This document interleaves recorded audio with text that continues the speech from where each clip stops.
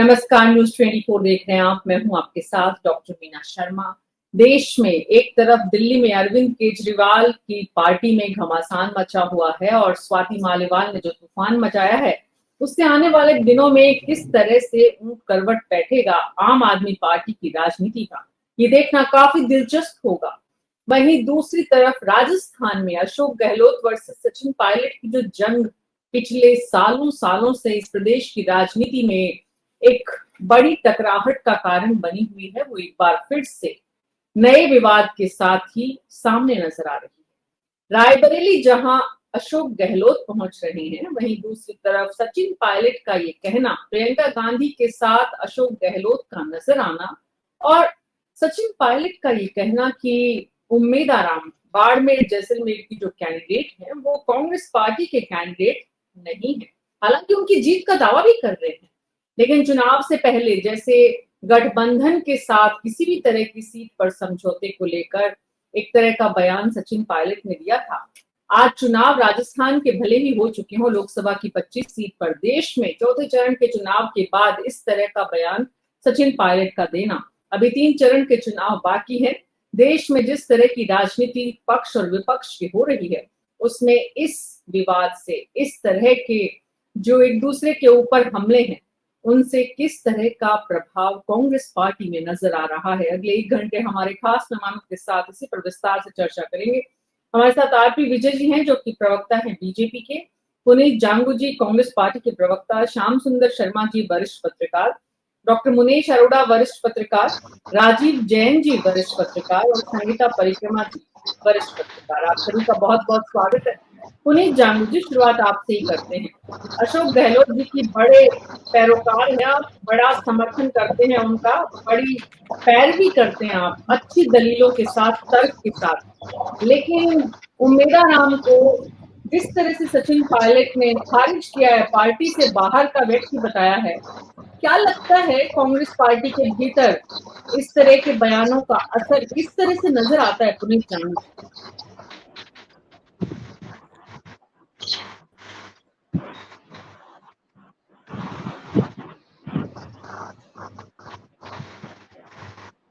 पुनीत जांगू जी तकनीकी परेशानी से जूझ रहे हैं। जी जी, बोले बोले।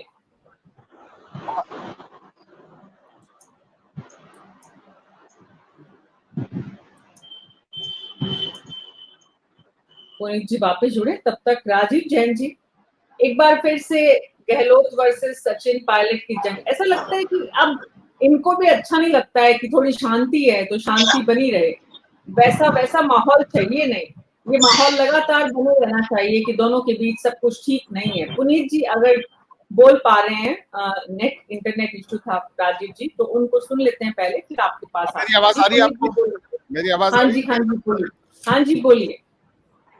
देखिए, इस बयान के देने के क्या कारण थे, मैं इसके बारे में तो ज्यादा इसलिए नहीं कह पाऊंगा कि ये सचिन पायलट जी की खुद की विजडम थी और उस विजडम के अकॉर्डिंग उन्होंने कहा। मेरी विजडम उसको किस तरीके से दिया गया, क्यों दिया गया, इसमें भी बोलने में मुझ थोड़ी इजी नहीं हुई है।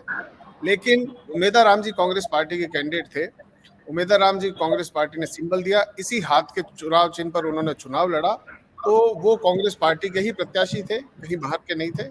ऐसे तो पूरे इंडिया में काफी कैंडिडेट्स थे जो कांग्रेस पार्टी में चुनाव से पहले सम्मिलित हुए और उन्हें कांग्रेस पार्टी ने टिकट दिया, तो और उनको ये कह के खारिज हम नहीं कर सकते कि वो कांग्रेस के प्रत्याशी नहीं थे। उन्होंने हाथ के चुनाव चिन्ह पर चुनाव लड़ा है, तो वो कांग्रेस के प्रत्याशी थे और आगे भी वो कांग्रेस के ही रहेंगे। जी, ये तो आपसे अपेक्षित है क्योंकि आप अशोक गहलोत के करीबी माने जाते हैं पुनीत जी, लेकिन सचिन पायलट के करीबी कुछ और बयान देंगे, प्रवक्ता कुछ और बोलेंगे। हालांकि इतना स्पष्ट आपने पूरी तरह सचिन पायलट के बयान से अपने आप को दूर कर लिया है, लेकिन आपकी पार्टी के नेता है, वरिष्ठ नेता है, और आप कार्यकर्ता के रूप में और नेता के रूप में जब देखते हैं, अपने वरिष्ठ नेता को सुनते हैं, तो इस तरह की बयानबाजी से पार्टी में किस तरह का संदेश जाता है?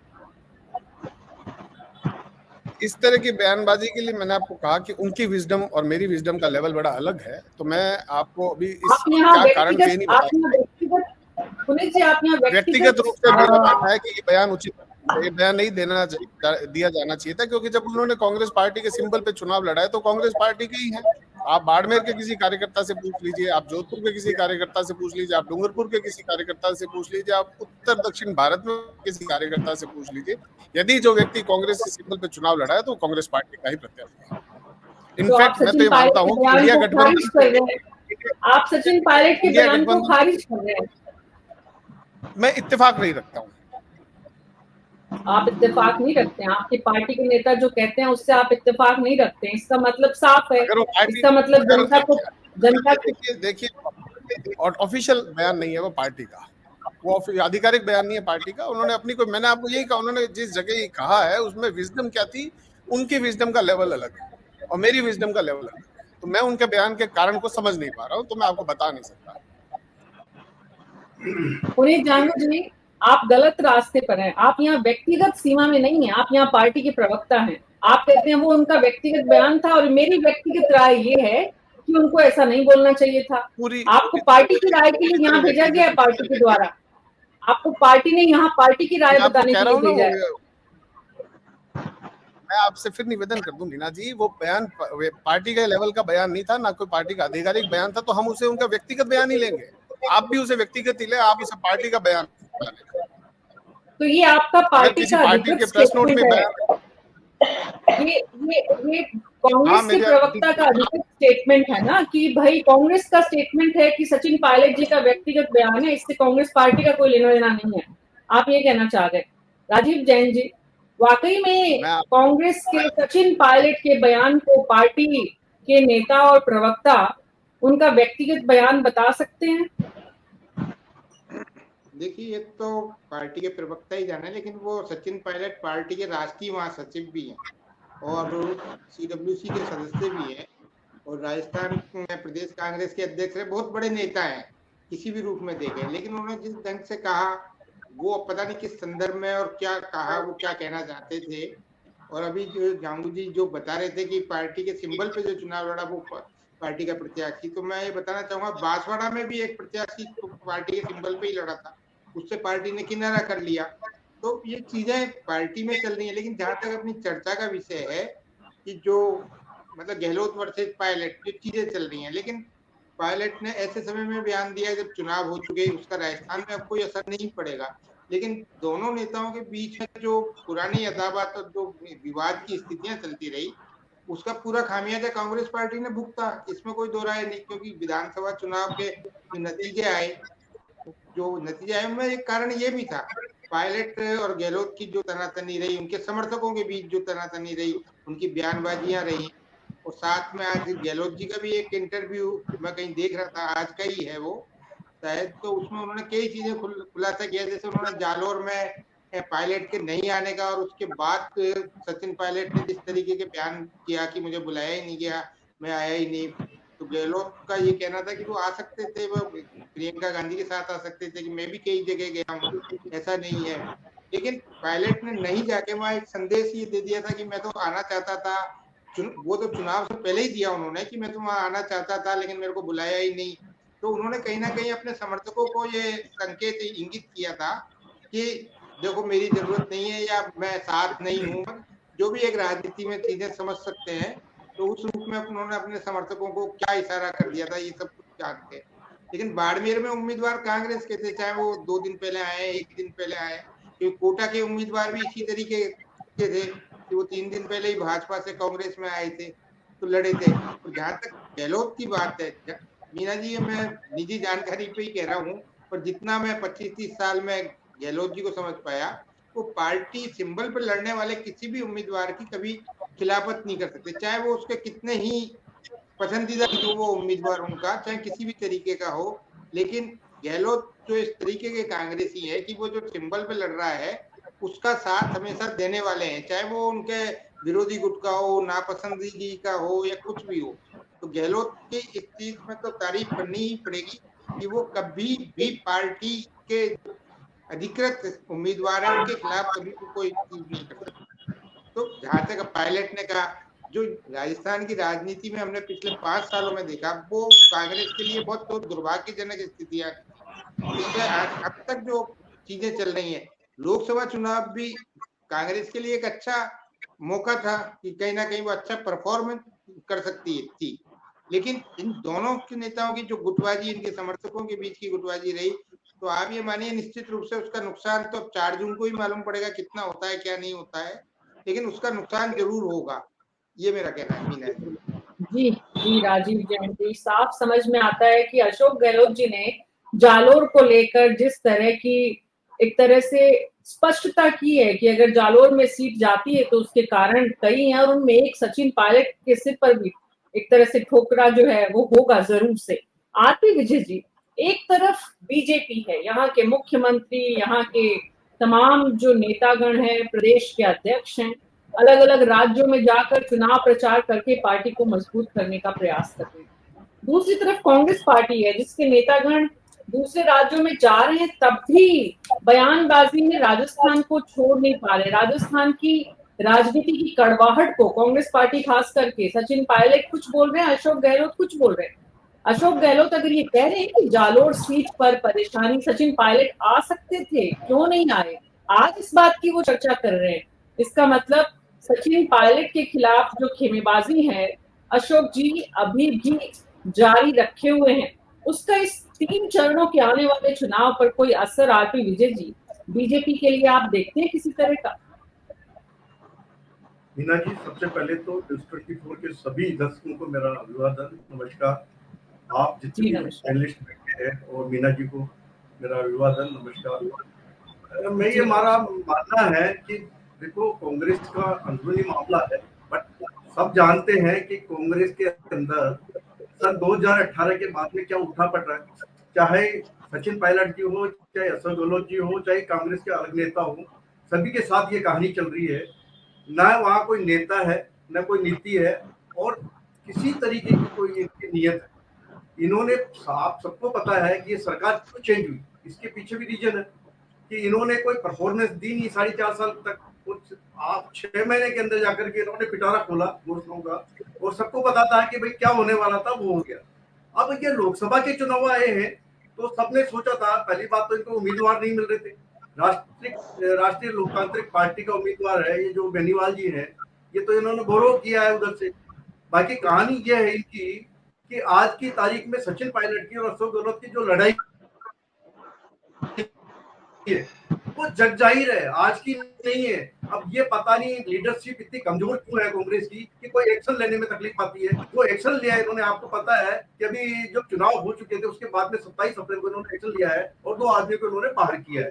वो 2 आदमी कौन थे? अमीर खान थे और एक क्या नाम बुलेंद्र सिंह जी शेखावत थे, जो ये कह रहे हैं कि भाई वो दोनों बाड़मेर के लिए और जालोर के अगेंस्ट में कोई काम कर रहे थे। उस बारे में बात की। फिर अभी जो बात आई है, अभी लेटेस्ट जो बात चल रही है अशोक गहलोत जी और सचिन पायलट जी के बीच में, सचिन पायलट जी ने कहा कि भाई मेरे को बुलाया ही नहीं इसलिए मैं गया नहीं। अब एक बात बताओ, जबकि क्लियर कट जब उन्होंने कहा था कि भाई मैं जब भी मेरे तन मन धन से मैं पूरा है ना इनका जाकर के प्रचार करूंगा कि इनका सचिन पायलट उसका वैभव गहलोत जी का, और पिछली बार भी टिकट मैंने दिलवाया था इनको और मैंने इनके लिए काम भी किया था, ये हार गए वो अलग बात है, ये उनके स्टेटमेंट है। और अभी वो कह रहे हैं कि मेरे को बुलाया ही नहीं गया। अब उसके बारे में ये कहते हैं अशोक गहलोत जी कि भाई बुलाया इसलिए नहीं गया, आप बुलाने की दरकार क्या है, आप तो कांग्रेस के नेता हैं। बट कोई भी बराबर का नेता होता, वहां पर कोई कमेटी बनाई होगी, कोई कैंपेन कमेटी होगी, कुछ ना कुछ तो होगा ना, उसका भी कोई काम होता है। हमारी भारतीय जनता पार्टी के अंदर तो बिल्कुल नियम है कि हर जगह पे, हर जगह जो भी सीट है उसके लिए आदमी समन्वयक बना के आते हैं और उस हिसाब से काम करते हैं। अब इनके यहाँ पे क्या नीति है ये मेरे को नहीं पता है, बट जो मेरा मानना है कि ये जो फ्रूट है वो बिल्कुल सामने आ रही है। और डेफिनेटली आप सबको पता है कि दूसरे चरण में तो उनके राहुल गांधी जो मेन लीडर है वो भी नहीं आ पाए थे। तो किस तरीके से राजस्थान को ले रहे हैं या देश की राजनीति को ले रहे हैं, इन्होंने 300 के ऊपर कैंडिडेट खड़े किए नहीं है। और ये कहते हैं कि भारतीय जनता पार्टी, ये हमेशा खुद की नहीं बताते, ये कहते हैं भारतीय जनता पार्टी के पहले मैं सोच रहा था 180 सीट आ रही है, राहुल गांधी जी कह रहे थे अब 150 सीट आ रही है। इनका सोच भारतीय जनता पार्टी के प्रति है, बट भारतीय जनता पार्टी तो पूर्ण बहुमत के साथ आ रही है, 400 सीटों के साथ आ रही है एनडीए, और 370 के आसपास आ रही है हमारी भारतीय जनता पार्टी, वहां कोई दोहराई नहीं है। बट अब ये तो इनका आपस का सोच है, इनको सोच ऐसा क्यों आया है ये मेरे बियॉन्ड अंडरस्टैंड है। और ये जो पुनीत जांगू जी जो बात कर रहे हैं, जो कांग्रेस के प्रवक्ता है, ये तो पल्ला ही झाड़ रहे हैं। ये तो कह रहे हैं कि भाई ये उनका पर्सनल विचार। अरे भाई इलेक्शन चल रहे हैं, आप किस तरीके से इलेक्शन को ले रहे हो, हम कहते थे कभी कि कांग्रेस पार्टी बहुत बड़ी पुरानी पार्टी थी, कभी एक वटवृक्ष हुआ करता था जिसके नीचे दुनिया भर की छोटी छोटी पार्टियां होती थी। आज कांग्रेस की इतनी दयनीय स्थिति हो गई कि ये वटवृक्ष जिसके दीमक लग गई वो खत्म हो गई। अब इसको एक तने की दरकार है, ये एक लता बन गई और इसको एक तने की दरकार है। तो ये कहानी कैसे बनी? श्याम सुंदर शर्मा जी जुड़ गए, आरपी विजय जी बता रहे हैं, और जो पूरा देश और दुनिया देख रहा है, कांग्रेस पार्टी लगातार जिस तरह से पतन की तरफ गई है, उसके बीच में पिछले 6 सालों से लगातार राजस्थान की राजनीति में अशोक गहलोत वर्सेस सचिन पायलट की जंग के बीच सचिन पायलट का एक बार फिर से उम्मीदाराम को लेकर दिया गया बयान, श्याम सुंदर शर्मा जी क्या मंशा बताता है उनकी, क्या कहना चाहते हैं वो? देखिए मीना जी, जो राजनीति में हो रहा है ये आज नया नहीं है, ये तो होता ही रहा है शुरू से जब चीजें चल रही थी। जिस प्रकार से देखिएगा कि कहाँ पे कौन व्यवस्था संभाल रहा है, अमेठी की व्यवस्था आजकल अशोक गहलोत संभाल रहे हैं, और सचिन पायलट रायबरेली में देखिएगा कि राहुल गांधी के पक्ष में प्रचार करने गए थे। इस दौरान दोनों पक्षों की तरफ से विभिन्न चैनलों को दिए गए बयान के आधार पर अब मुझे लग रहा है कि क्या 4 जून के बाद बदलाव आने वाला है क्या कांग्रेस में। जिस प्रकार से बातें आ रही है निकल के कि देखिएगा कि अशोक गहलोत तो कह रहे हैं कि राष्ट्रीय अध्यक्ष नहीं, वो प्रदेश अध्यक्ष भी बनने की तैयारी कर रहे हैं। अब किस तरह की स्थिति बनेगी मुझे नहीं पता क्या हो रहा है किस तरह से, क्योंकि देखिए अमेठी में क्या रिजल्ट आएगा, रायबरेली में तो मुझे लगता है जीत सकते हैं, लेकिन अमेठी में जब अशोक गहलोत अपने पुत्र को तो बचा पाने में सक्षम नहीं हो पाए, लेकिन हाँ जिस प्रकार से जिम्मेदारी अमेठी की लेकर के उन्होंने एक बड़ी चुनौती को स्वीकार किया, अब स्वीकार करने के बाद क्या स्थिति आएगी वो तो, लेकिन जिस प्रकार से चैनलों के माध्यम से जो बयार आ रही है तो देखिएगा पुरानी चीजें फिर वापस से तर और ताजा हो रही है कि उम्मीदाराम तो हमारी नहीं, सही बात है, उम्मीदाराम तो हनुमान जी की पार्टी के व्यक्ति थे। अब हरीश चौधरी ने किस प्रकार से मैनेज करके हनुमान जी की पार्टी को तोड़ करके लाने का प्रयास किया, तो निश्चित रूप से अशोक गहलोत के मन में जो तरह की स्थितियां है, वो कह रहे मैं 3 बार गया वहां पर और मेरे को तो देखिएगा जिस प्रकार रविंद्र भाटी के बारे में कह रहे, मैं तो सोशल मीडिया के माध्यम से जानता हूँ, व्यक्तिगत रूप से तो कभी जानता ही नहीं हूँ उसको। तो जिस प्रकार से आरोप उनके ऊपर लग रहे हैं, और देखिए सचिन पायलट बार बार कहा जा रहा है कि जिस प्रकार की स्थिति थी उसके अनुरूप वो काम नहीं कर पाया। वो कह रहे हैं कि उनके पुत्र के उसमें गए नहीं प्रचार में। देखिएगा कि क्योंकि सचिन पायलट चले गए होते तो और विवादित हो जाता नहीं, वो कहते कि हारने आ गया। अब देखिएगा दीपेंद्र सिंह शेखावत के पुत्र को क्यों निलंबित किया गया, 4-6 साल के लिए निष्कासित किया गया। वो इतना बड़ा सक्षम लीडर तो था नहीं, वो अपने पिता को जिता नहीं पाया, और वो कह रहे हैं कि देखिए कि सचिन पायलट के लोग तो मुझे हराने के लिए आए थे और जो कार्रवाई करके उन्होंने बता दिया। अब देखिए प्रशासनिक व्यवस्थाएं क्या किस प्रकार की है, राजनीति में उबाल तो आएगा राजस्थान की राजनीति में। अब देखिए कितनी सीटें कितनी जीत पाते नहीं पाते। विजयवर्गीय देखिए आरपी विजय जी बड़े प्यार से कह रहे थे वहां तो विवाद है, आपके अभी तो वसुंधरा राजे कहीं गई क्या? आपके प्रभारी जी कह रहे थे हमने 2 जगह उनको कार्यक्रम दिया, नहीं गई। तो देखिए विवाद तो दोनों जगह ही है। अब देखिए वसुंधरा जी को आपने साइडलाइन करके क्यों किया, क्या इनके बहन भाई का रिश्ता राजस्थान में प्रसिद्ध है। भाई ने निश्चित रूप से वसुंधरा जी के पुत्र के सामने कमजोर कैंडिडेट लाके खड़ा किया। ये बात बहुत सारी आंतरिक मामला है जो उजागर होगा तो मालूम पड़ेगा, लेकिन स्थितियां निश्चित रूप से कांग्रेस में क्या गोविंद सिंह डोटासरा रहेंगे नहीं रहेंगे प्रदेश अध्यक्ष। अभी जो विवाद का नया विषय बन रहा है कि अशोक गहलोत राष्ट्रीय अध्यक्ष नहीं, वो प्रदेश अध्यक्ष बनने के लिए तैयार हो रहे हैं। तो किस प्रकार की राजनीति में क्या कुछ होने वाला है। देखिए क्या अशोक गहलोत को पता है कि मैं राजस्थान में अगर रहना है मुझे, और 2028 में जैसे अपने यहाँ परंपरा रही है कि एक बार कांग्रेस एक बार बीजेपी, तो हो सकता हो कि आने वाले समय में जिस प्रकार सचिन पायलट कह रहे हैं कि परिवर्तन तो आना है, अब परिवर्तन में कौन बनेगा नहीं बनेगा वो भी नहीं कह रहे, लेकिन सत्ता किसके पास संगठन की रहेगी उसकी लड़ाई शुरू हो गई है। अब लड़ाई देखिएगा राहुल गांधी शुरू हो गई है, अब शुरू हो गई है जंग इस मायने में कि राजस्थान की कमान आने वाले समय में किसको मिलेगी, इसको लेकर पूरी कवायद शुरू हो गई है। डॉक्टर मुनीश अरोड़ा, सचिन पायलट का इस तरह का बयान देना क्या वाकई में जरूरी था, और सत्ता में बने रहने के लिए इस तरह की बयानबाजी ही जरूरी है? सचिन पायलट रायबरेली के आसपास कांग्रेस के आलाकमान के आसपास नजर आते हैं, तो ऐसे में उन्हें अशोक गहलोत को शिकस्त देने के लिए इस तरह की बयानबाजी का सहारा लेना जरूरी है?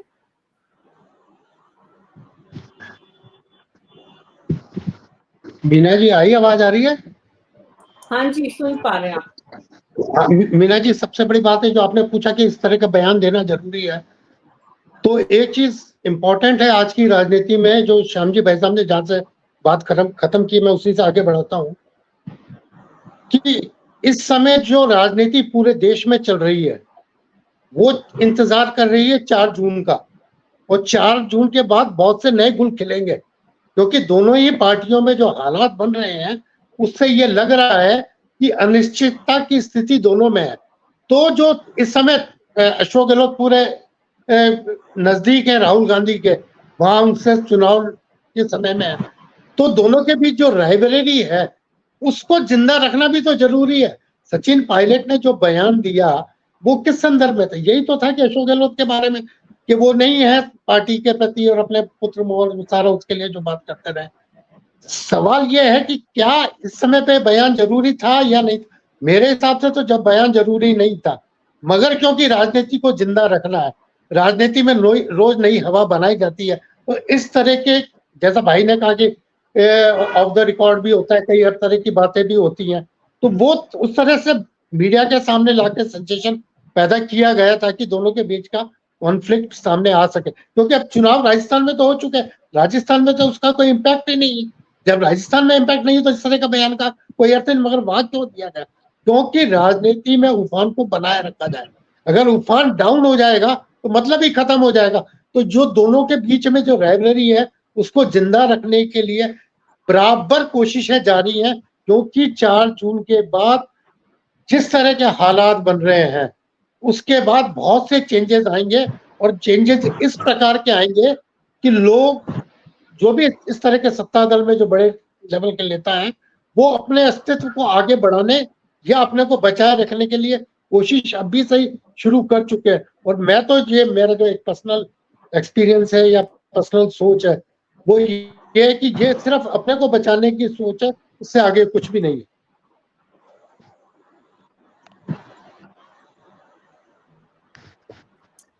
व्यक्तिगत हितों से ऊपर राजनीतिक नेता राजनीतिक दलों को कीमत चुकाने तक पहुंचा देते हैं। कम से कम कांग्रेस पार्टी के राजनेताओं की कहानी यही बयां करती है। संगीता शर्मा जी, जिस तरह से राजस्थान का चुनाव कांग्रेस पार्टी ने इन दो नेताओं की जंग के बीच में लड़ा था, जिसके परिणाम इस प्रदेश की राजनीति में कांग्रेस पार्टी को झेलने पड़े। अब लोकसभा चुनाव के बीच इस तरह की बयानबाजी से कांग्रेस पार्टी के कार्यकर्ता, कांग्रेस पार्टी के नेता, कांग्रेस पार्टी की केंद्रीय लीडरशिप, इन सब के लिए सोचने की बात है इस समय कि इन दोनों नेताओं पर वाकई में कहीं कोई बैठकर इस बात को कि इस तरह के बयान नहीं देने, क्योंकि बातें तो खड़गे ने कही थी, कोई बयान नहीं देगा, देने वालों के खिलाफ सख्त कार्रवाई होगी, लेकिन ना तो यहाँ पर अशोक जी बच रहे हैं और ना ही सचिन पायलट बच रहे हैं। दोनों को हमला करने का तरीका एक दूसरे को घेरना ही नजर आ रहा है। तो क्योंकि जोधपुर से हैं अशोक गहलोत जी, जोधपुर में इस तरह के बयानों के बाद उनकी राजनीति को लेकर, उनके राजनीतिक भविष्य को लेकर, क्योंकि ये बात 2023 के दिसंबर से ही शुरू हो गई थी कि अब राजस्थान और देश की राजनीति में अशोक गहलोत का क्या भविष्य, लेकिन अशोक गहलोत को अपना राजनीतिक प्रासंगिकता बनाए रखनी आती है। लेकिन इस बीच सचिन पायलट का उन पर हमला, एक तरह से ये सीधा हमला उन पर माना जाना चाहिए उम्मीदवार राम को लेकर। जी बिल्कुल। मीना जी, जो मुझे पूरा राजीव जी ने बताया, अरोड़ा जी ने बताया, श्याम जी ने बताया, तो कुल मिला के जो बात निष्कर्ष जो आ रहा है कि सभी दोनों ही नेता अपना अस्तित्व बनाए रखने के लिए ये सारा कुछ हो रहा है। जैसे उन्होंने एक अच्छी बात कही, राजीव जी ने एक बात बताया कि ये जो सचिन पायलट का जो उस समय बयान आया था कि मुझे बुलाया नहीं गया, तो उनसे किसी ने पूछा नहीं था कि क्यों नहीं आ रहे, मगर उनका एक बयान था, एक संदेश देने के लिए जो अपने कार्यकर्ता को जो उनको करना था, एक अपने मैसेज के जरिए उन्होंने कह दिया कि मुझे बुलाया नहीं गया। तो वो अपने जो कार्यकर्ताओं को, जो अपने उनके जो समर्थक है, उनको उन्होंने मैसेज एक तरह से देने की कोशिश की जिस तरह से।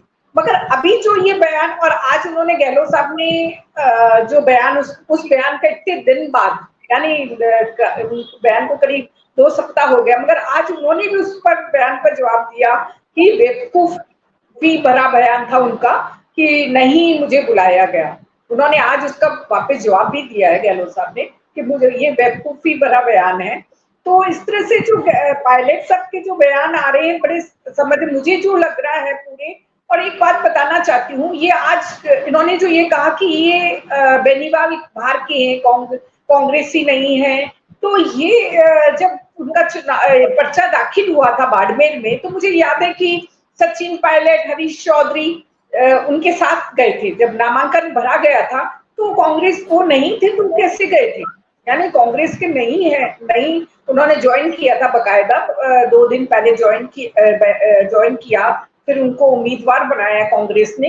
तो वो कैसे हो सकते हैं कि वो गैर कांग्रेसी हैं? ये उनका बयान अपने आप में एक बहुत गलत है, क्योंकि खुद उनके नामांकन बनने गए थे बाड़मेर हरीश चौधरी के साथ। तो एक ये बात, जैसा कि राहुल कस्बा ने भी कांग्रेस ज्वाइन किया और प्रहलाद गुंजल ने भी किया, तो उनको लिए भी नहीं बात की, मगर एक बाड़मेर के लिए।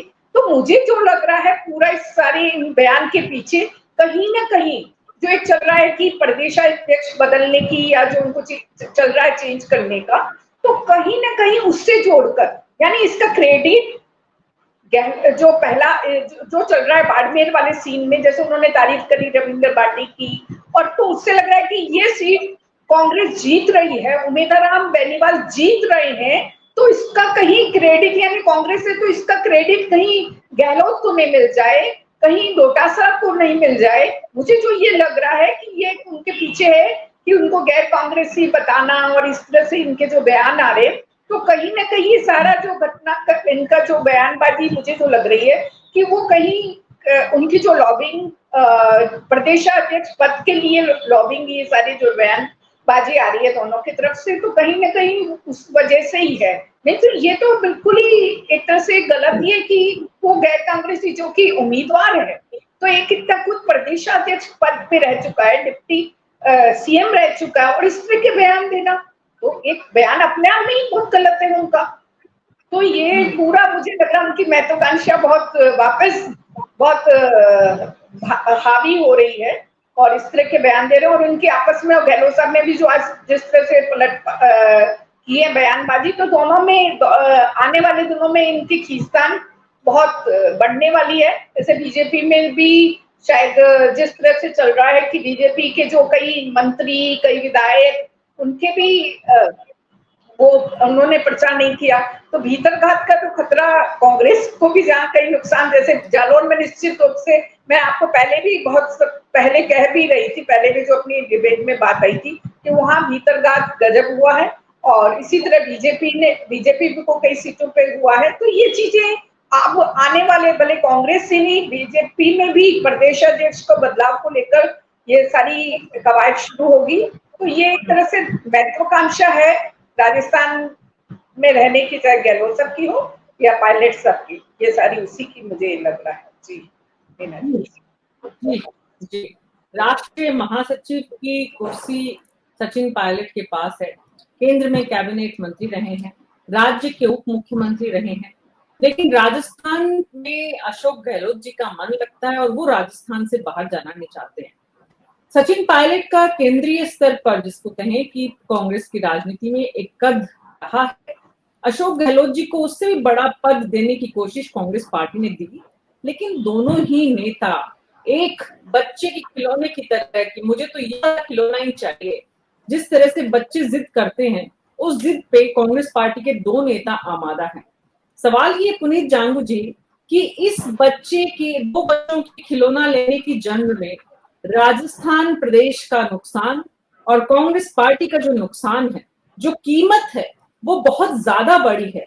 तो ऐसे में कांग्रेस पार्टी को सख्त फैसला लेकर इस रार को पूरी तरह से खत्म करें, या दोनों नेताओं को पूरी तरह से समझाएं कि इससे आपको कुछ हासिल नहीं होना है, और वाकई में दोनों को ऐसी स्थिति में खड़ा कर दें जैसे बीजेपी ने 2 लोगों को खड़ा कर दिया है, और अब उनके पास कोई रास्ता नहीं है सिवाय काम करने के।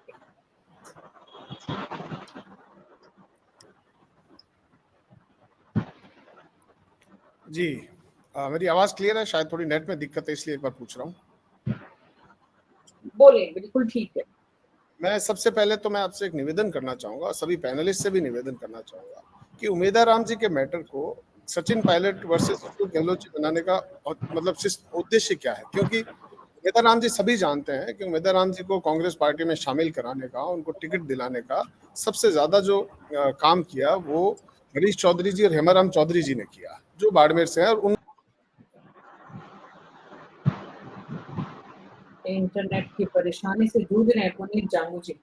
जब तक वो वापस जुड़ते हैं तब तक राजीव जैन जी आपके पास आ रहे हैं। राजीव जी के पास समय कम होता है, इसलिए बीच बीच में काम निपटाते हैं, हमसे बीच में छुट्टी लेते हैं। राजीव जी, सवाल ये कि पुनीत जांगू जी ये कहना चाह रहे थे कि ये जो अशोक गहलोत वर्सेस सचिन पायलट है ही नहीं, जो बाड़मेर की सीट पर है, लेकिन जो बात सामने आ रही है निकलकर, जो संगीता जी ने जिस तरफ इशारा किया है, राजस्थान में कांग्रेस के अध्यक्ष की कुर्सी किसको मिले, ये दो बड़े नेता आपस में एक दूसरे कुर्सी की तरफ बढ़ना चाह रहे हैं या अपने लोगों को इस कुर्सी पर बैठाना चाह रहे हैं। ये पूरी जंग इसके आसपास आकर टिकी राजीव जैन जी, इसलिए ये माहौल बनाया जा रहा है एक बार फिर से। जी मीना जी, निश्चित रूप से आप सही कह रही हैं कि ये दोनों नेता तो इन पदों पे आएंगे नहीं, ये अपने किसी समर्थक को इन पद पर बैठाने का पूरा एक प्रयास कर रहे हैं। लेकिन अब 4 जून के नतीजे किस तरफ इशारा करते हैं, अपने एक प्रोग्राम में मैंने बहुत पहले भी एक चीज जिक्र किया था कि लोकसभा चुनाव के नतीजे यदि कांग्रेस के पक्ष में नहीं आए, मान लो इस एक संभावना है, यदि कांग्रेस के पक्ष में नहीं आए और जिस तरीके के भी हालात बने, तो कांग्रेस में एक बड़ी, जिसको कह सकते हैं मतलब टूट तो नहीं लेकिन काफी नेता इधर से उधर होंगे। वही स्थिति बीजेपी की, अब नतीजे आएंगे वो तो संभावना वाली बात है कि हम उस पर अभी से ये कयासबाजी ही कर सकते हैं कि एक जर्नलिस्ट के नाते। तो अभी जो एक कांग्रेस के अंदर जो चीजें चल रही है कि अब प्रदेश कांग्रेस कमेटी पे किसका कब्जा है। अभी जो मौजूदा अध्यक्ष हैं उन्होंने लोकसभा चुनाव में कई तरीके की चीजें चली, जैसे उनका खुद का निर्वाचन क्षेत्र सीकर, जहाँ कांग्रेस बहुत मजबूत स्थिति में, 8 में से 7 विधायक उनके, उन्होंने जानबूझ के सीपीएम को सीट दे दी। इसी तरीके से बांसवाड़ा सीट, जो भी चीजें ये चली है वो तो पुरानी चीजें हो गई, लेकिन उन सब के पीछे इस तरीके का वो चीजें थी कि अपने को बचाए रखने के लिए, चुनाव से खुद को दूर होने के लिए, क्योंकि शायद अपन ने बहुत चर्चा भी इस बात पे की थी जब टिकटों का बंटवारा हो रहा था, जब चुनाव के दौर चल रहे थे, कि बड़े नेता क्यों भाग रहे हैं, क्यों चुनाव नहीं लड़ रहे। लेकिन ठीक है, बड़े नेताओं में एक सीपी जोशी लड़े, मैं उनकी प्रशंसा करता हूँ कि विपरीत हालात में भी, और ऐसी सीट से, भीलवाड़ा जैसी सीट जो कि भाजपा की एक सबसे पक्की सीटों में मानी जाती है, वहां से वो लड़े। इसी तरीके से यदि सचिन पायलट, अशोक गहलोत, गोविंद सिंह डोटासरा, हरीश चौधरी, बाबर जितेंद्र सिंह, ये इस तरीके के बड़े नेता लड़ते तो आज माहौल कुछ और ही होता है, एक बराबर की सी टक्कर कहीं ना कहीं लगती है और कांग्रेस के कार्यकर्ताओं में जोश भी आता, उत्साह भी आता। अब ये बड़े नेता तो बड़ी सफाई से अलग हट गए, इन्होंने अलग अलग तरीके से लिए। अभी जैसे जांगू जी बता रहे थे कि हरीश चौधरी उमेदा राम बेनीवाल को लिया है, हेमाराम चौधरी भी लिया है। हेमाराम चौधरी का तो विधानसभा का ही आपने एक वो टिकट वाला किस्सा देखा, वो शुरू से कहते रहे कि मैं नहीं लड़ूंगा और युवाओं को टिकट दिलाया जाए, और यही नेता ऐसे थे। और युवाओं में पार्टी ने पूछा किसको दिया जाए तो उन्होंने अपने परिवार के ही किसी सदस्य का नाम आगे कर दिया। लेकिन राहुल गांधी इस पे एडामेंट थे, इस बार की राजस्थान में किसी भी नेता के परिजन को टिकट नहीं दिया, बेटे बेटी को टिकट नहीं दिया जाएगा, वो नहीं भी दिया। उन्होंने कहा या तो खुद लड़ो। अब हेमाराम जी जहाँ युवाओं की पैरवी कर रहे थे, वो एक अपने से 4 साल बड़े सोनाराम जी को ले आए अपनी सीट पे कि साहब इनको दे दो टिकट। तो कांग्रेस में जो चीजें चली और जो अब चल रही है और जो आने वाले समय में चलेंगी, जो वो कुछ कहीं ना कहीं इशारा कर रही है कि एक बड़ा बदलाव भी शायद यहाँ हो जो प्रदेश कांग्रेस कमेटी को लेकर, क्योंकि प्रतिपक्ष का नेता तो बना ही दिया टीकाराम जूली को। अब कांग्रेस तो क्या जातीय आधार पर बहुत अपने फैसले करती है, बीजेपी उससे उलट रहती है, वो कहीं चिंता फिक्र नहीं करती जातीय आधार पर। उन्होंने, उनके प्रदेश अध्यक्ष भी ब्राह्मण है, तो मुख्यमंत्री भी ब्राह्मण है, प्रभारी भी ब्राह्मण है, सब कुछ मतलब वो इस तरीके से कहीं नहीं सोचते हुए एक ग्राउंड लेवल पे काम। कांग्रेस जबकि ये इस तरीके का जातीय समन्वय देखती है, जातीय समन्वय में भी जो बड़े नेताओं के गुट है उनका जो एक चीजें आती है, रिफ्लेक्शन आता है किसको क्या बनाना है।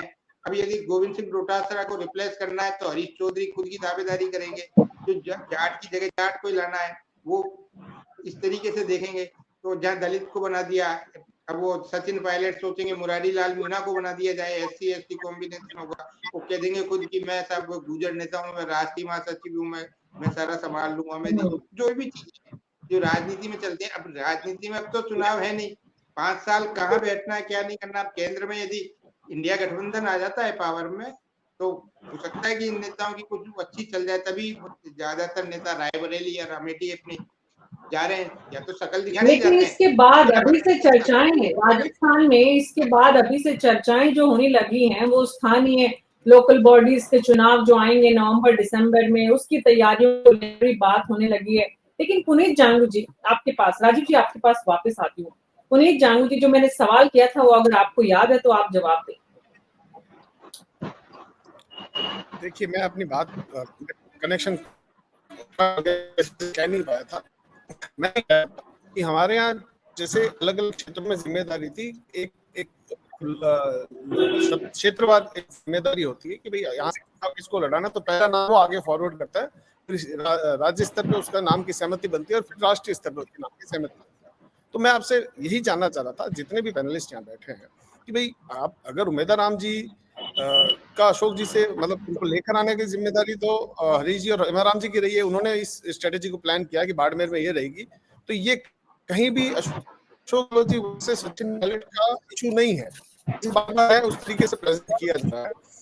नंबर 2, मैं एक बार आपसे वापिस आपका प्रश्न पूछना चाहूंगा, मैं भूल गया क्या था पूरा। पुनीत जी, मेरा सवाल ये था कि जिस तरह राजस्थान में अशोक गहलोत और सचिन पायलट की जो आपसी टकराहट है, उसकी वजह से कांग्रेस पार्टी को जो नुकसान हो रहा है, कुछ ऐसी ही टकराहट बीजेपी में भी थी लोकसभा चुनाव, विधानसभा चुनाव के दौरान। उसका नतीजा ये हुआ कि बीजेपी नेताओं को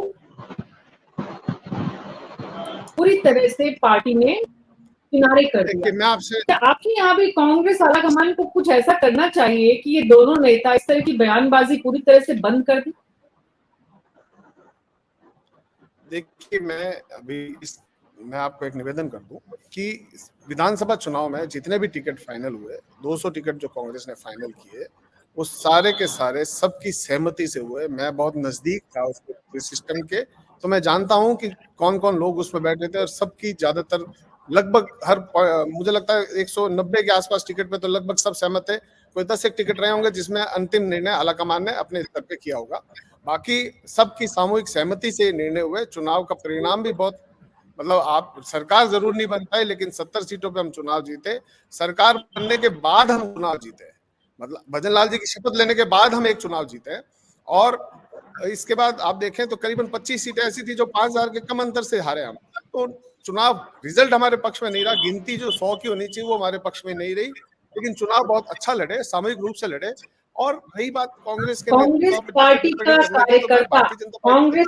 का कार्यकर्ता पुनीत जांगू जी, कांग्रेस पार्टी का कार्यकर्ता इस 2 वरिष्ठ नेताओं की जंग के बीच कितना पिस रहा है, उसका कितना नुकसान हो रहा है, सवाल ये है राजस्थान की राजनीति में कांग्रेस पार्टी के लिए सबसे बड़ा।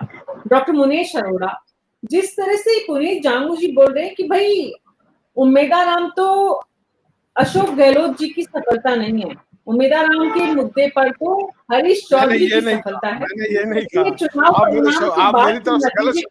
मैंने ये कहा कि उनको कांग्रेस पार्टी में लाने की स्ट्रेटेजी जो थी वो हरीश चौधरी जी, हेमाराम जी की थी। हमारी पार्टी में जीत का सारा श्रेय आलाकमान को ही जाता है, और आप ये बयान पहले भी सुन चुकी होंगी, मुझे यकीन है।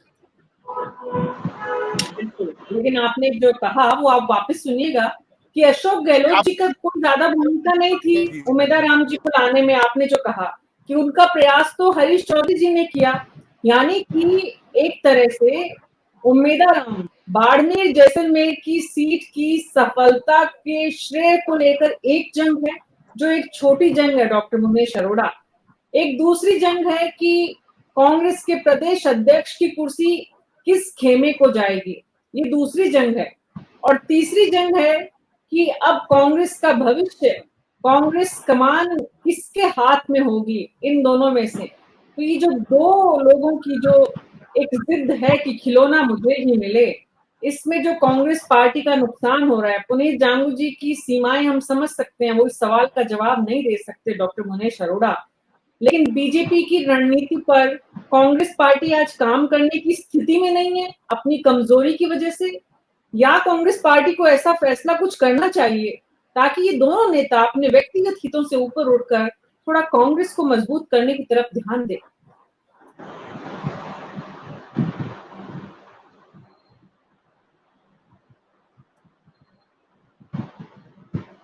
आप अपना ऑडियो ऑन करिए डॉक्टर मुनीश अरोड़ा।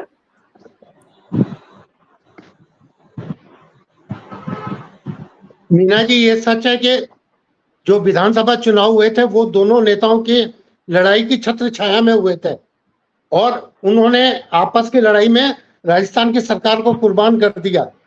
जैसे पुनीत जानू जी कह रहे 25 सीट पे तो सिर्फ 5,000 से लगे।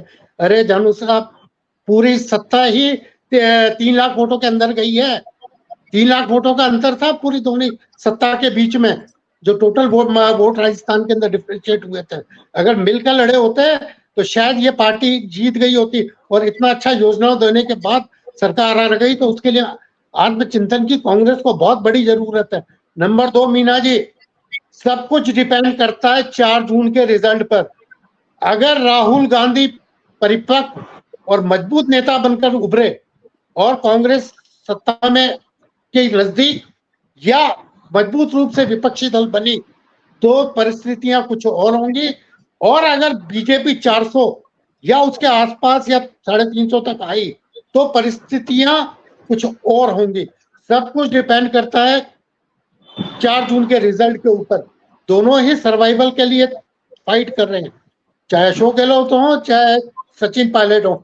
ये बात बिल्कुल सच है कि आगे समय पे नगर निकायों के चुनाव भी आने और पंचायतों के भी चुनाव आएंगे, प्रदेशाध्यक्ष की कुर्सी भी आएगी, और जो रिजल्ट अगर खुदा ना खास्ता 8-10 सीटें कांग्रेस या उसके ले जाते हैं तो कांग्रेस में नेचुरली दोनों नेता अपना अपना वो ठोकेंगे कि हमने हमारी वजह से आया, और उसका वो क्रेडिट लेकर आगे बढ़ने की कोशिश करेंगे। मगर जब ये सत्ताएं जाएंगी या कोई सीटें हारेंगे तो उसका ठीकरा अभी से फोड़ने की तैयारी शुरू हो चुकी है, जो कि अभी बयानों में नजर आ रहा है। मीना जी, एक चीज और बता दूं, आपने भारतीय जनता पार्टी से कंपेयर किया। अगर कांग्रेस का शीर्ष नेतृत्व शुरू से सशक्त होता और स्ट्रॉन्ग डिसीजन लेता तो ये लड़ाई क्या इतने लंबे समय तक चलती? कांग्रेस ने स्ट्रॉन्ग डिसीजन नहीं लिया और बातों को टालते रहे। जब से सरकार होटलों में जाके बैठी तब से लेकर आज तक क्यों कांग्रेस स्ट्रॉन्ग डिसीजन ले सके इन दो नेताओं के बीच में? अशोक गहलोत को जब अध्यक्ष बनाने के लिए कहा गया था कि राष्ट्रीय अध्यक्ष बनके आप आ जाइए और यहाँ के लिए एक वो कर दीजिए, और वो अड़ गए। उसके बाद क्या ढुलमुल नीति चली कांग्रेस की? क्यों स्ट्रॉन्ग एक्शन कांग्रेस ने नहीं लिया? अगर कांग्रेस ने उस समय कोई स्ट्रॉन्ग एक्शन ले लिया होता तो आज क्या ये लड़ाई चल रही होती? आज ये लड़ाई खत्म हो गई होती। मगर स्ट्रॉन्ग डिसीजन न होने से क्या वाकई में कांग्रेस पार्टी को ये डर है कि अशोक गहलोत जैसे पुराने अनुभवी नेता का फायदा नहीं लेंगे तो नुकसान हो जाएगा, ये डर, या ये डर कि सचिन पायलट जैसे युवा नेता को नाराज करेंगे तो नुकसान हो जाएगा? पार्टी वाकई में पशोपेश की स्थिति में है डॉक्टर मुनेश अरोड़ा, इस वजह से फैसला नहीं ले पा रही पार्टी? मीना जी, सबसे बड़ा कारण बताऊं क्या है इसके पीछे? कांग्रेस में एक नीति चलती है कि कोई भी नेता जब आगे बढ़ने लगता है उसकी जड़ें काट दी जाती हैं। सशक्त नेता कई होते 2-4 इस तरह के, तो इस तरह की स्थिति नहीं होती। इन दोनों को भी साइडलाइन कर दिया जाता और कोई 2 नेता आगे होते, मगर सेकंड लाइन डेवलप ही नहीं होती ना। प्रॉब्लम तो ये है, अगर उस तरह की सशक्त नेता हो, आज आप क्यों डिपेंड हो 2 नेताओं के ऊपर? या डोटासरा और सचिन पायलट, ये 4-5 नाम के अलावा क्या कांग्रेस इतने 70 साल बाद इतनी असहज है कि उसके बाद कोई नेता नहीं है जो राष्ट्रीय अपने प्रदेश स्तर पे कांग्रेस को संभाल सके? सबसे बड़ा सवाल है कि क्यों नेतृत्व को आगे नहीं आने दिया। मूल प्रश्न ये है, अगर कांग्रेस ने अपने नेताओं को परिपक्व किया होता, मैंने मीना जी अपने इसी उसमें कहा था कि क्यों कांग्रेस ने ऐसे 25 आदमी तैयार नहीं किए जो संसद के चुनाव लड़ने के लिए तैयार हो सके। अगर सांसद के चुनाव लड़ने के लिए 25 नेता होते तो क्या ये आज दुर्गति होती? आज ये डिस्कशन कर रहे होते? बीजेपी को देखिए आप, बीजेपी के अंदर अगर एक मांगोगे तो 5 नेता एक सीट के लिए दावेदार है, और कांग्रेस में एक को चुनते हैं तो वो भी भाग खड़ा होता है, दूसरा आ जाता है। तो जो नेतृत्व को डेवलप करने की जो अक्षमता है कांग्रेस के अंदर, उसने कोशिश ही नहीं की कि उसके, और नेताओं ने जो अभी तक रहे हैं सत्ता में, उन्होंने किसी को आगे बढ़ने ही नहीं दिया। कार्यकर्ता तो लोअर लेवल पे परेशान घूम रहा है कांग्रेस का। और आज भी कांग्रेस का कार्यकर्ता ही परेशान होगा इस तरह के स्टेटमेंट से, इस तरह के बयानों से। बिल्कुल मीना जी, जिस तरह के हालात है, जो हालात है ना, कांग्रेस के अंदर जो कार्यकर्ता या नेता हैं वो असमंजस की स्थिति में असहज महसूस कर रहे हैं। वो पूरी तरह से पार्टी की जो नीति है उसको जनता में नहीं ले जा सके। क्या जवाब देंगे? जनता बार बार एक ही सवाल पूछती है। ना जनता में जा सकते, ना नेता के पास जा सकते। सचिन पायलट के पास जो जाते हैं वो अशोक गहलोत के यहाँ रास्ते बंद हो जाते हैं, अशोक गहलोत के यहाँ जो जाते हैं उनका सचिन पायलट के लिए रास्ता बंद हो जाता है। तो ऐसे में कोई तीसरा लीडर हो जो इन दोनों से एकदम अलग हो और उसे प्रदेश की कमान दी जाए। श्याम सुंदर शर्मा जी, क्या कोई ऐसे मॉडल पर कांग्रेस पार्टी काम कर सकती है? वो कांग्रेस पार्टी जिसने फूट डालो राज करो की ब्रिटिश नीति को यहाँ से उखाड़ के तो फेंका, लेकिन खुद उसी नीति पर अमल करते हुए आज आजादी के 7 दशक बाद भी उसी बीमारी से जूझ रही है। बीना जी, आप तो राजनीतिक तौर पर राजस्थान किस स्थिति में गुजर रहा है।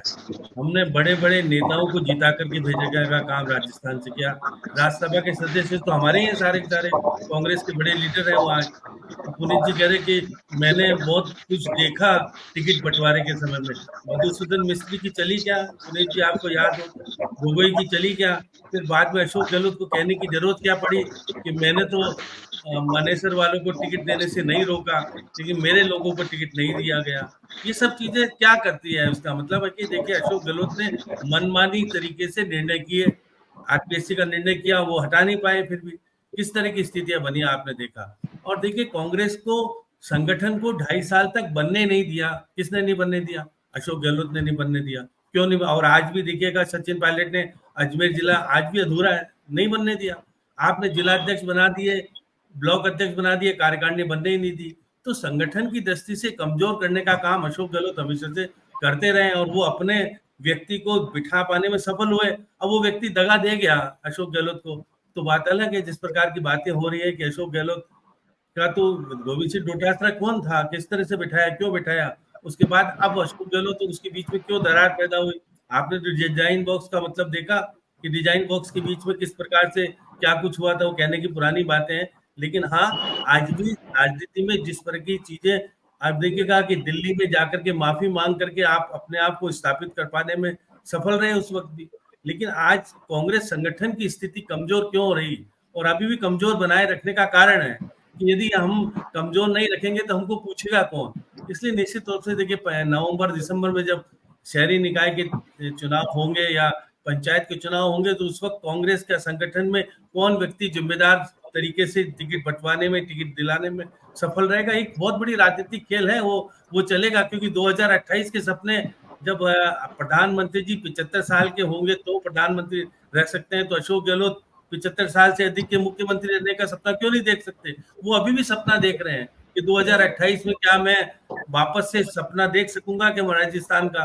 अब वो देखिए, सपना पूरा होगा नहीं होगा बात अलग है। लेकिन सचिन पायलट ने कहा कि परिस्थितियां किस प्रकार की, सचिन पायलट ने कभी नहीं कहा कि मैं 2028 में मुख्यमंत्री बनने वाला हूं, क्योंकि परिस्थिति किस प्रकार की होगी। और निश्चित रूप से देखिएगा, जिस प्रकार से राहुल गांधी कुछ भी नहीं है तो भी सब कुछ निर्णय करते हैं। अब अगर कांग्रेस की स्थिति ऐसी है, ऊपर भी ऐसी है, तो नीचे तो फिर वो सब कुछ होगी जो होनी चाहिए। खड़गे साहब किस लाइन में खड़े होते हैं। इसलिए अशोक गहलोत राष्ट्रीय अध्यक्ष क्यों नहीं बने? उनको पता था कि जिम्मेदारी तो लूंगा मैं, मिलेगा कुछ भी नहीं, क्योंकि चलेगी तो गांधी परिवार की। इसलिए राहुल गांधी जो कुछ कहते हैं वो अशोक गहलोत कहते हैं। अब आप देखिएगा, आरोप लगाते हैं तो प्रधानमंत्री जी नहीं बनने वाले हैं, कोई और बनने वाला है। और जाते जाते अमेठी से जाते जाते राजस्थान में किस प्रकार की हवा फैला के गए, वो तो आपको देखा आपने, जिसका जवाब अमित शाह को देना पड़ा बहुत सारी चीजों को लेकर के। तो ये सब चीजें हैं कि देखिएगा कि अमेठी में प्रबंधन कौन संभाल रहा है? रघु शर्मा संभाल रहे हैं। धर्मेंद्र राठौड़ संभाल रहे हैं, बहुत सारे लोग जाकर के वहां पर अपने करिश्मे दिखा रहे हैं। अब करिश्मा कितना सफल होगा मुझे नहीं पता किस प्रकार की स्थिति है। अब देखिए कि जिस प्रकार की बार बार बात आ रही है जो अपना कि अपना सचिन, रुझान, हाँ, देखिए रुझान तो क्या है कि बोले बोले। राहुल गांधी परिवार के नजदीक कौन रहे। देखिए निश्चित रूप से प्रियंका गांधी के साथ आजकल सचिन पायलट घूम रहे पूरे देश में। अशोक गहलोत तो नहीं घूम पा रहे हैं। अशोक गहलोत तो कहाँ गए, अपने बेटे के लिए जरूर कर्नाटक गए, मुंबई गए और पता नहीं कहाँ कहाँ गए। सबको कहा कि मैं तुम्हें गोद दे रहा हूँ मेरा बेटा। और देखिए गजेंद्र सिंह शेखावत ने कहा कि हमारा ये खो गया है बछड़ा जिस प्रकार से, वापस भेज देना, रखना मत। बहुत सारी चीजें भी राजनीति में 4 जून के बाद राजस्थान की राजनीति में भी होगी, देश की राजनीति में हुई होगी। और निश्चित तौर पर उनके चेले चपाटी जो समर्थक हैं वो आज भी सपना सोचो के बैठे हुए हैं कि हमारा व्यक्ति आएगा। तो देखिए बहुत सारे लोग तो चले गए, उनको रोक पाने में ना तो अशोक गहलोत सफल हुए, ना सचिन पायलट हुए, ना आपके डॉक्टर सीपी जोशी हुए। सीपी जोशी तो आजकल चर्चित रहने के लिए चुनाव लड़ लिए भीड़भाड़। अब जीते नहीं जीते अलग बात है, लेकिन वो भी दिल्ली में आजकल राजनीति कर रहे हैं। तो राजनीति का कारण राजस्थान बड़ा अलग ढंग का है, क्योंकि सोनिया गांधी हमारी जनप्रतिनिधि बनने के बाद भी कुछ नहीं हुआ, तो बाकी तो क्या होगा आप देखिएगा। और राज्यसभा के सदस्य निश्चित रूप से नए बन सकते हैं कुछ, फेडरल पता नहीं क्या कि केसी वेणुगोपाल अगर केरल से चुनाव जीत जाते हैं तो क्या प्रियंका गांधी के पति हमारे यहाँ से राज्यसभा के सदस्य बन के जाएंगे क्या। एक बहुत बड़ी चीजें अभी उछल रही है, क्या होगा क्या नहीं होगा। ये तो राजनीति में कुछ भी संभव है, जो नहीं होता वो दिखता है वो होता है। जी, लेकिन कांग्रेस पार्टी की जो ये स्थिति है इसमें एक बड़ा कारण आला कमान का कमजोर होना है, और उसकी कमजोरी का फायदा जो है वो नेतागण उठाते हैं, फिर चाहे वो सचिन पायलट हो चाहे अशोक गहलोत हो, क्योंकि दोनों को इस बात का इल्म है कि हम कुछ भी बोलेंगे तो कुछ बहुत बड़ा नुकसान हो नहीं सकता। आरपी विजय जी, आपके यहाँ अभी स्थितियां बहुत विपरीत है। ऐसी स्थिति किसी भी पार्टी में जब आती है तो एक नैरेटिव ये बनता है कि बहुत बड़ा डर है जिसकी वजह से पार्टी में कोई कुछ बोल नहीं रहा है, खून के आंसू पी रहे हैं, घूंट पी रहे हैं विष के। लेकिन उसके बाद भी आपके यहाँ जिस तरह का अनुशासन इस वक्त दिखाया जा रहा है, दिख रहा है, दोनों ही बातें हैं। ऐसे में दूसरी तरफ जो इतना मतलब एकदम बेइंतहा जिसको कहते हैं कि जो चाहे जो कुछ बोला जा रहा है, और वो भी किसके द्वारा, 3 बार के मुख्यमंत्री के द्वारा, किसके द्वारा, पार्टी के उप मुख्यमंत्री रहे सरकार कांग्रेस के और अध्यक्ष रहे उनके द्वारा। तो ऐसे वरिष्ठ नेताओं की जंग जिस पार्टी में होती है, आपको बैठे बिठाए आरपी विजय जी, बैठे बिठाए आपको आपकी पार्टी को मतलब आश्वस्त रहने का एक कारण कांग्रेस पार्टी के वरिष्ठ नेतागण ही दे पा रहे। देखो मीना जी, मैं आपको बताता हूँ कि भारतीय जनता पार्टी की जो आइडियोलॉजी है वो नेशन फर्स्ट है, पार्टी सेकंड है और इंडिविजुअल थर्ड है। As far as the Congress is concern वहां दूसरी कहानी है। वहां इंडिविजुअल फर्स्ट आता है, पार्टी सेकंड आती है और नेशन थर्ड पे चला जाता है। और जहां लीडरशिप की कमजोरी हो रही है, हमारे यहाँ लीडरशिप मजबूत है, तो कोई किसी को ऐसा नहीं लगता कि लीडरशिप कोई डिसीजन नहीं लेगी। आप सबको पता है 25 सितंबर 2022 को क्या हुआ था, पैरेलल मीटिंग करी थी और यही हुई थी। किस लिए हुई थी? ये लीडरशिप की कमजोरी नहीं थी तो क्या थी? आज इनकी लीडरशिप तो है ही नहीं, बिल्कुल ही नहीं है। लीडरशिप नाम की कोई चीज ही नहीं है। कोई किसी की बात नहीं मानता, चाहे राजस्थान की बात हो चाहे सेंट्रल की बात हो। तो ये चीजें होनी है। जहाँ पे नेशन फर्स्ट नहीं होता वहां ये कहानियां होती, वहां तो इंडिविजुअली डिसीजन लिए जाते हैं। आपको ध्यान है, मैं अच्छी तरह से याद दिलाता हूँ आपको कि अशोक गहलोत जी ने क्या बोला था। उनसे एक क्वेश्चन पूछा गया था किसी पत्रकार द्वारा कि आप 75 साल के हो जाएंगे तो क्या रिटायर हो जाएंगे क्या? कि नहीं नहीं नहीं भाई, हम रिटायर नहीं होंगे, हम क्या करेंगे, हम घर बैठ के मक्खियां मारेंगे, क्या करेंगे हम लोग। तो उनके ये वर्ड थे, वो कहते हैं कि हम रिटायर नहीं होंगे। इसका मतलब उनके यहाँ पे नए आदमी को मौका देने का कोई चांस ही नहीं है। आज जो इनके जो फुटबॉल हो रही है, आज सचिन पायलट जी के अशोक गहलोत जी के बीच में, वो कोई आज थोड़ी हुई है, ये तो 2018 से हो रही है और सेंट्रल लीडरशिप इसको देख रही है, कोई डिसीजन नहीं ले पा रही है। इसके पीछे रीजन क्या है? ये कहानी है कि आप इनके कार्यकर्ताओं पे मनोबल पे असर पड़ा है। आज की तारीख में आपको मालूम है कि राजस्थान के अंदर क्या हुआ है, पूरे देश में क्या हुआ है। इनके यहाँ से कार्यकर्ता छोड़ करके भारतीय जनता पार्टी अन्य पार्टियों को ज्वाइन कर रहे हैं। उसके पीछे रीजन यही है, उनको लग गया पता है कि भाई यहाँ पे कुछ ये सिंकिंग है, हमारा जहाज जो है डूब रहा है, इससे बाहर निकलो। और यही कहानी आज हो रही है, जो बचे हुए है ना उनके बीच में भी फुटबॉल हो रही है। तो ये आज लीडरशिप की कमजोरी है। ये लीडरशिप जहां कमजोर होती है वहां ये कहानियां होती है। आज की तारीख में आप जब अशोक गहलोत की बात करते हो, अशोक गहलोत जी ने तो क्या क्या किया था आपको सबको पता है, और किस तरीके से नक्कारा, निकम्मा, गद्दार, कोरोना, क्या नहीं किया था सचिन पायलट के लिए। तो आज उनको वो चीजें याद तो आती होगी सचिन पायलट को, ऐसा नहीं है कि उनको याद नहीं आती होगी। ये चीजें आज इतने बड़े आदमी को शोभा देती थी क्या? बराबर का आदमी था वो, उनका डिप्टी सीएम था, कभी प्रेसिडेंट रहे हुए हैं, उस प्रेसिडेंट ने इनको सत्ता में लेके आया था, वो प्रेसिडेंट इनको। तो इनकी चीजें तो आप जानते हो जग जाहिर है, आज की कहने की बात नहीं है ये तो जब तक इनकी लीडरशिप कमजोर है, जब तक ये चीजें चलेंगी। और ये लिए आप जो करिए उनकी भारतीय जनता पार्टी मजा ले रही है या कुछ करेगी, हम ऐसा कुछ नहीं है। हाँ, इनडायरेक्टली बेनिफिट हमको मिलेगा, अगर कोई किसी के यहाँ फूट होती है, कोई बात होती है और उनके यहाँ अगर प्रॉपर काम नहीं होता और हम बिल्कुल सिस्टमेटिक काम कर रहे होते हैं, तो उसकी क्रेडिट तो हमको मिलेगी, उसका बेनिफिट हमको मिलेगा। बट अगर बगल में अगर कोई आदमी अगर हमारे अगेंस्ट में कोई चुनाव लड़ रहा है, उनकी यहाँ स्ट्रेटेजी ठीक नहीं है, उसका बेनिफिट हमको मिलेगा, इसमें कोई दो राय नहीं है और इसमें कोई गलत भी नहीं है। बट हम चाहते हैं अच्छा बने, कोई जीत के आए, कोई ढंग के आदमी आए। बट जिस तरीके से आपने बताया ना कि जिस तरीके से अभी जो आने वाले टाइम में अध्यक्ष का पद होने वाला है, उसके लिए सारी लड़ाई है, तो सब इंडिविजुअली आदमी फर्स्ट होता है ना, वही कहानियां होती है कि आदमी अपने आप को सर्वोच्च मानता है। हम क्या नेशन को सर्वोच्च मानते हैं, पार्टी को सेकंड मानते हैं और लीडर को हम थर्ड मानते हैं। तो यहाँ उल्टी कहानी है, ये कहानियां होनी है जब तक इनकी सेंट्रल लीडरशिप इन चीजों पे ध्यान नहीं देगी, ऐसी कहानियां बनेगी और होगी। और मैं आपको एक और बात बता दूं, ये ख्वाब देख रहे हैं कि गठबंधन कोई सत्ता में आ जाएगा, ये कहीं दूर दराज तक भी नहीं आएंगे। मैं आज आपको बता के जा रहा हूँ कि हमारी भारतीय जनता पार्टी पूर्ण बहुमत से 3/4 मेजोरिटी से बहुमत में आ रही है, कोई इश्यू नहीं है। और जिस तरीके की बातें ये कर रहे हैं और जिस तरीके से भटकाव कर रहे हैं, आज की तारीख में पाकिस्तान कहाँ से आ रहा है? पाकिस्तान हिंदुस्तान के मैटर में बात कर रहा है, हमारा जो यूएस है वो हिंदुस्तान के मैटर में बात कर रहा है। सेम पित्रोदा जी क्या बात कर रहे हैं, ये तोड़ने की बातें करते हैं। अरे भाई, आप इंडिया को तो एक रखो कम से कम, चाहे सत्ता किसी की भी आओ। हम ये कहते हैं कि सत्ता किसी को भी हो, इंडिया एक होना चाहिए। तो इंडिया एक होना चाहिए, ये तो इंडिया को ही बर्बाद करने में तुले हुए जी। पुनीत जांगू जी कहना चाह रहे हैं, पुनीत जांगू नुकसानदायक है। ठीक है आरपी विजय जी, देखिए मारवाड़ अभी कंफर्ट है। कहावत है, डूंगर बढ़ती है। बट हम ये चाहते हैं बेसिकली कि विपक्ष भी आए, अच्छा काम हो, सब चीजें अच्छी हो। जी जी, ये काम ये इनके एफर्ट से जांगू जी को सुनते हैं, ज्यादा घुमाने से कोई मतलब नहीं है।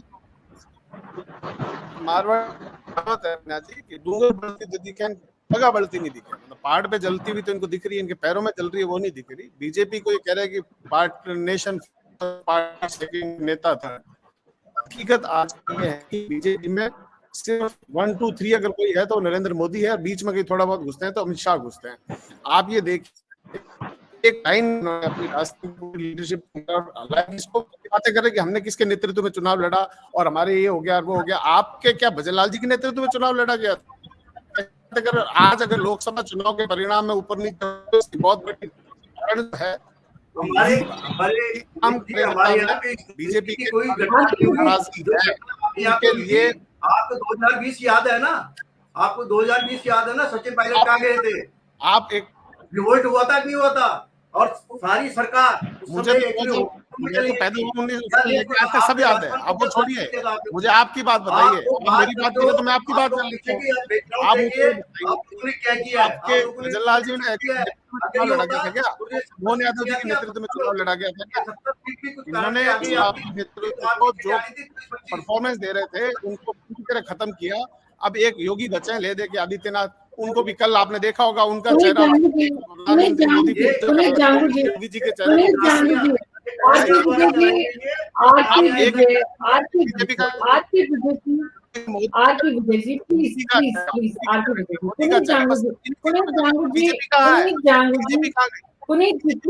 पुनीत जी प्लीज मेरा सवाल सुने। पुनीत जी, वहां पर योगी है, वसुंधरा राजे है, नितिन गडकरी है, जो भी है, लेकिन वहां पर सड़क पर नहीं है, जो कुछ है घर के अंदर है। आपके यहाँ खुली सड़क पे सब कुछ जो कुछ दिख रहा है, वो क्या आपको भी लगता है कि आपके यहाँ भी कोई भजनलाल शर्मा आ जाए भले ही, लेकिन ये जंग मिट जाए तो ज्यादा अच्छा नहीं है आपकी पार्टी के लिए?